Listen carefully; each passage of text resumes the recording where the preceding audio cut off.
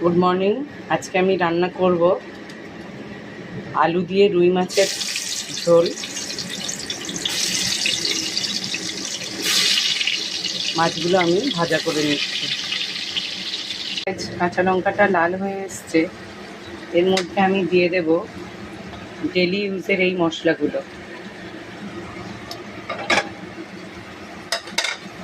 মশলাটা খুব ভালো করে কষিয়ে এর মধ্যে আলু দিয়ে দেবো। মশলাটা হয়ে গেছে, এর মধ্যে আলু টমেটো দিয়ে দিয়েছি। এটা ভালো করে কষে নেব।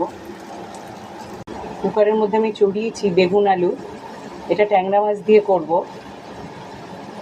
মশলাটা ভালো করে কষিয়ে নিয়ে বেগুন আলু টমেটো দিয়ে দিয়েছি।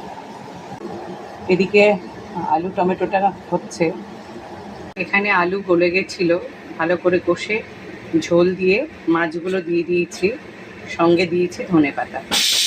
এবার কিছুক্ষণ ফুটে উঠলে আমি এটা নামিয়ে নেব। আর এদিকে বেগুনটা হচ্ছে।